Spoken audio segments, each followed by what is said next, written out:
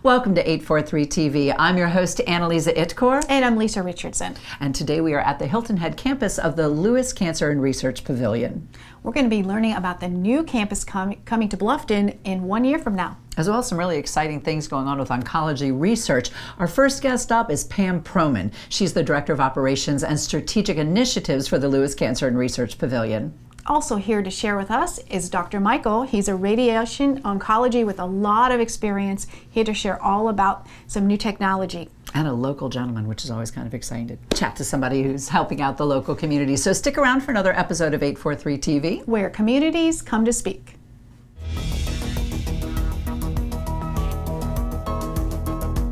.843 TV, where the Low Country comes to speak.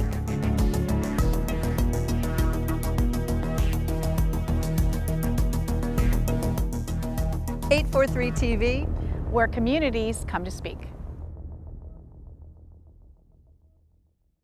Welcome to 843 TV. Today we are at the Hilton Head campus of the Lewis Cancer and Research Pavilion, and we are delighted to welcome Pam Proman. She is the Director of Operations and Strategic Initiatives of the Lewis Cancer and Research Pavilion. I was really worried I wasn't going to get that right. It's quite a mouthful. Tell us a little bit about what that title entails, a little bit about yourself. How did you get connected to this project?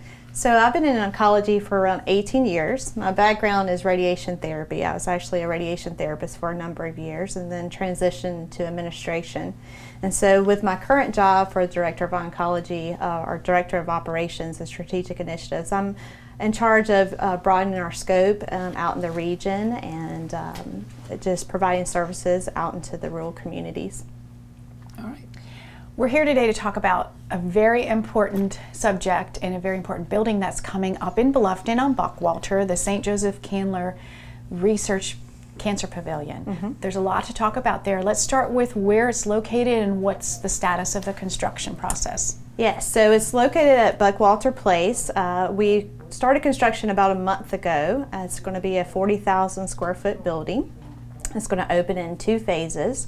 It's going to have a variety of oncology services there for the first phase. Medical oncology, radiation oncology. It's going to have a visiting or a rotation of specialists coming into a visiting physician practice there.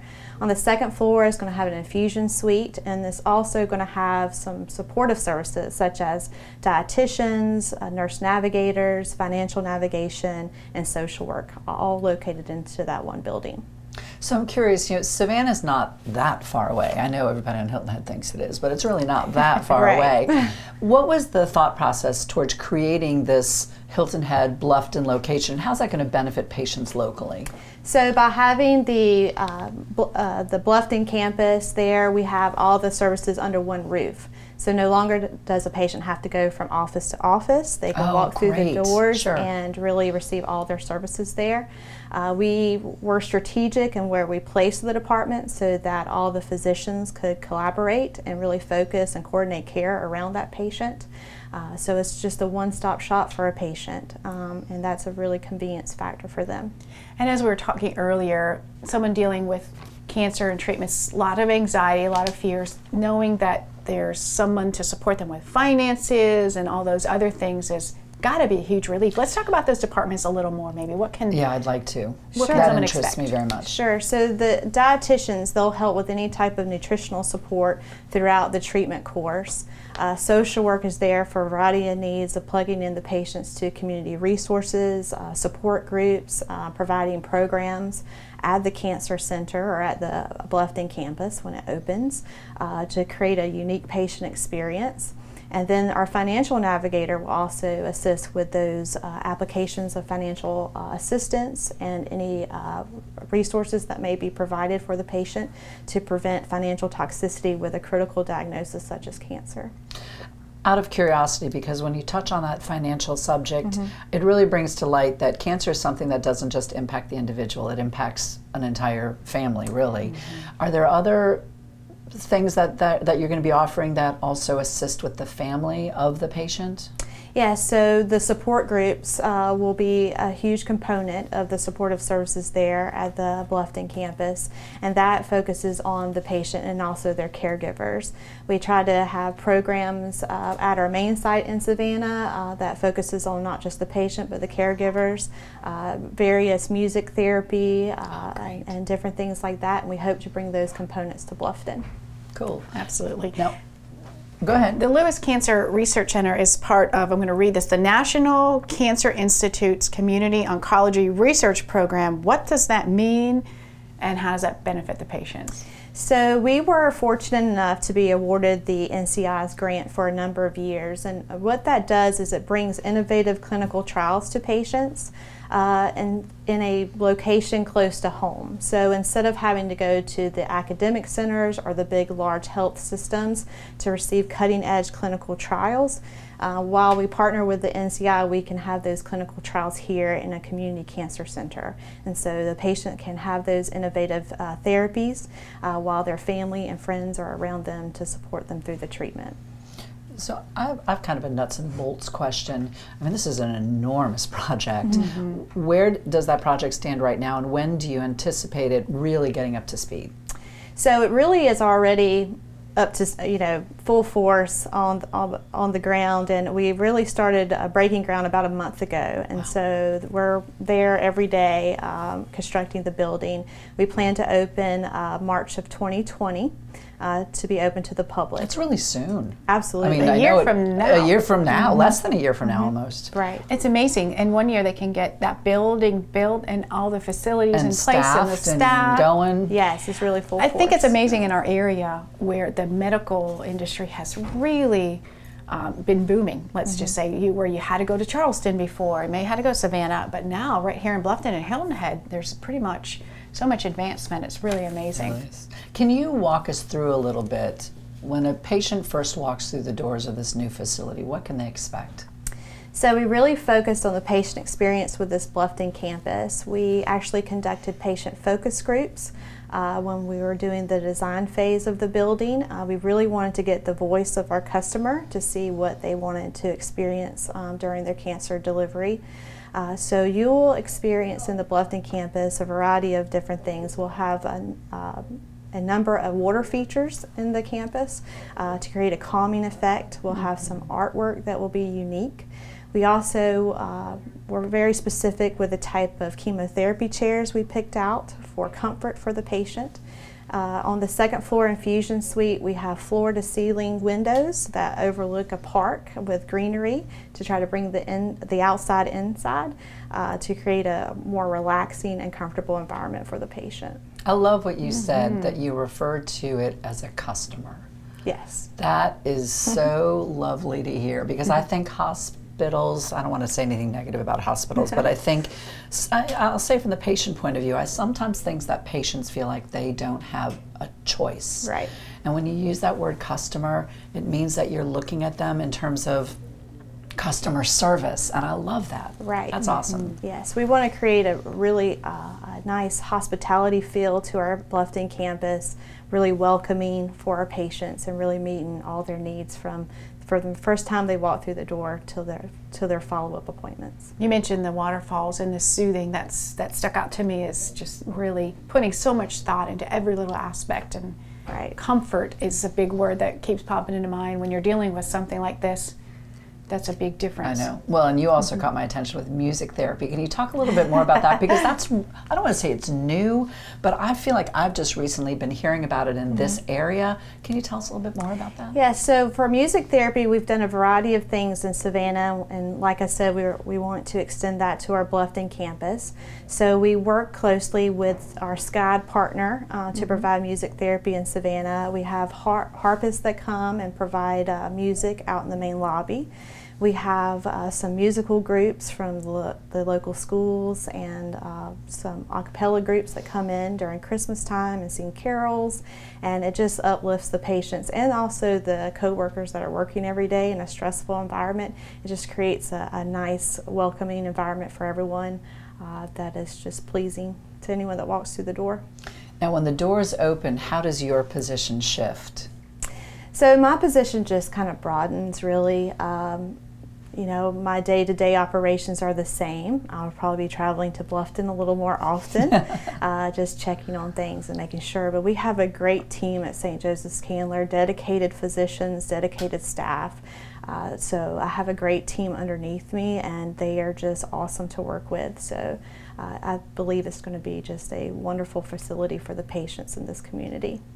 If someone's watching and they have some questions about maybe getting more information, is there a place they can look up a website or a way to contact you or someone else? Yes, so you can go onto our website, and there's a place there for any patient or any person to ask questions or comments. You can call me directly as well, and I'll be glad to pick up the phone and answer any type of questions that anyone may have. Terrific. Well, Pam, this is a very important subject, and it's exciting, I guess, Yeah, to it really hear is. that this facility is coming right here in Bluffton. So thank you for sharing Thank all you. of that. And you all stay right here. We're going to be back with more 843 TV.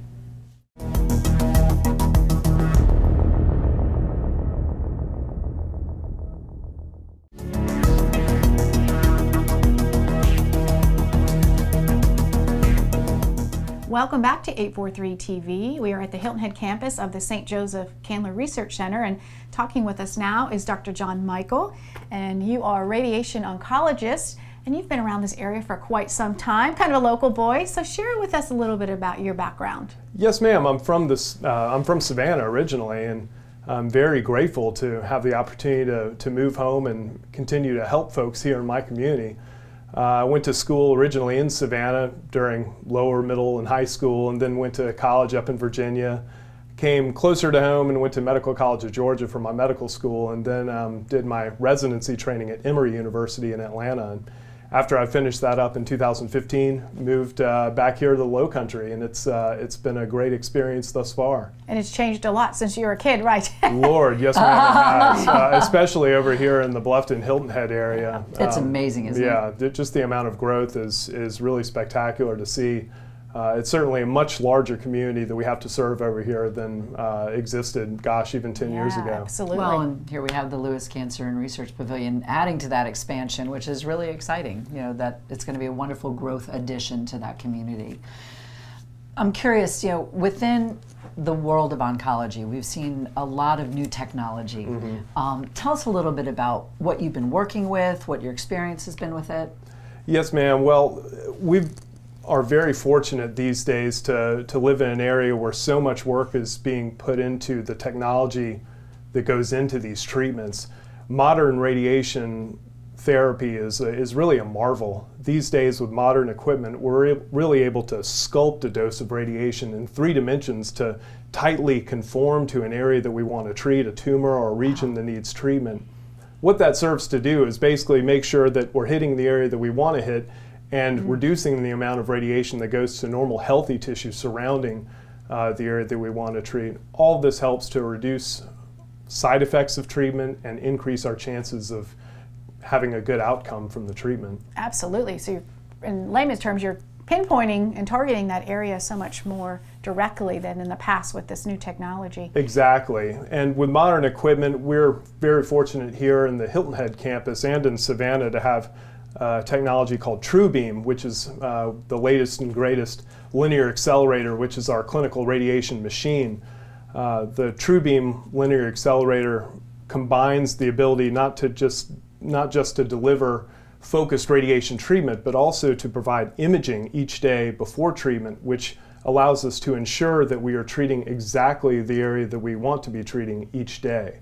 Again, this combination of being able to focus the treatment very precisely on the area where we want to do the treatment and also ensure that we are in fact hitting the area that we want to hit each day helps to provide that, helps to improve that twofold goal of both reducing side effects of treatment and improving efficacy of the treatment. I would imagine that that's really important in things like esophageal cancer or things where you can really damage, excuse me, where that surrounding tissue being damaged plays a huge role in the quality of life. Absolutely.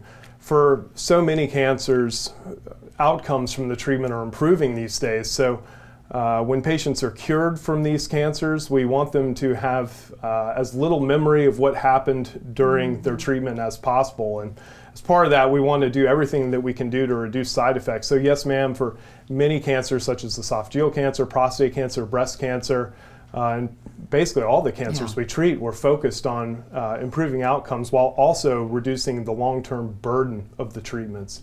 When we're trying to cure you from this, we don't want you to be worried about side effects years down the line. We want to leave the smallest possible footprint from these treatments. So I have to say I'm a little bit of a gizmo girl, and I couldn't help overhearing you were chatting before we started about a type of knife that you have in Savannah, something that sounded really cool to me. Yes, ma'am. I was talking about CyberKnife, which isn't actually a knife per se. It sounds like a Jane from a James Bond movie. No, yes, ma'am. It's Terminator all the way. It's a fantastic piece of equipment we have over in our Savannah office. What CyberKnife allows us to do is provide very focused, pinpoint doses of radiation in a small area. And that's combined with the ability to actually track a target during the actual treatment, which provides an added layer of precision. We use CyberKnife for various different tumors, brain tumors that are very small, for lung cancers that are small and might be moving. CyberKnife allows us to deliver painless, very precision-focused treatment, and sometimes just 1 to 5 treatments on a small little tumor. For prostate cancer, for example, not every patient's a candidate, but for some patients with earlier stage prostate cancer, we're able to deliver a full course of radiation treatment in only 5 treatments, which is a remarkable advancement over traditional treatments. A traditional course of radiation is often delivered for prostate cancer, for example, over 8 to 9 weeks of daily treatment, Monday through Friday. And with CyberKnife, we're able to shorten that to just 5 treatments. Wow. The treatments are quick. They take about 30 to 45 minutes. Patient lies on the table and listens to whatever music they want to listen to. The machine moves around them and delivers all these tiny beams of radiation that all converge there on the prostate. And that's what allows us to deliver this high-dose focused radiation there on the prostate, while at the same time sparing the healthy tissues surrounding the prostate. Wow. This is really interesting to hear and educational and almost comforting if someone has to deal with this, that you've got an easier way, a better solution. Do you sit down with the patients and kind of map out this journey for them with the CyberKnife or whatever the technologies you're going to be using? Yes, ma'am, absolutely. There are almost invariably several different options as far as treatment paths that we can pursue with each patient. So a lot of my job is going through these options with patients and really picking in partnership with the patient what's going to be best for them. We have multiple different schedules as far as how radiation can be delivered, multiple different techniques that the treatment can be applied, and all of these things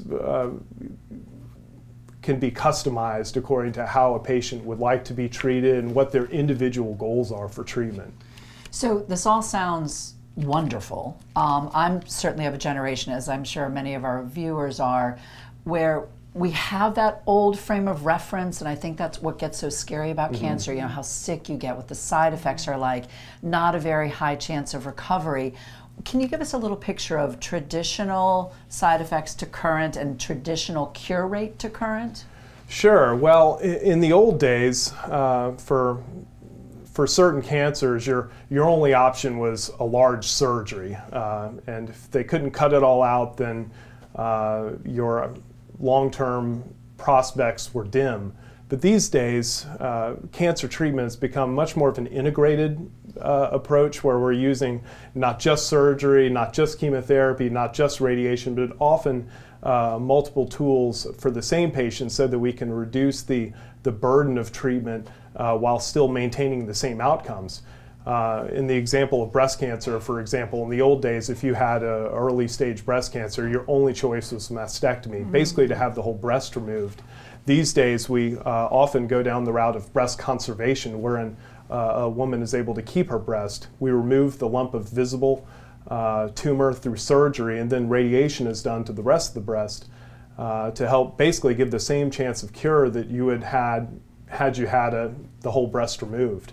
And so by combining treatments, we can improve outcomes while reducing the burden of the actual treatment. And at the same time, for many of these early stage cancers, we're able to achieve outstanding rates of cure. So much so that really the focus for many of these disease sites has shifted from increasing the efficacy of the treatment to then focusing more on the convenience of the treatment, the tolerability of the treatment, reducing the burden of the treatment. For breast cancer, for example, a traditional course of radiation for breast cancer was somewhere in the range of 5 to 6 weeks of daily treatment.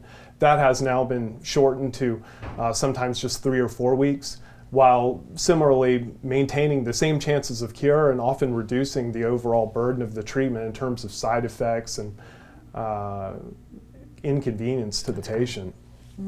And quickly, as we wrap up, all these new technologies we've talked about will be available at the new campus? Yes, ma'am. We're very excited for what's going to be available on our Bluffton campus when that opens in about a year.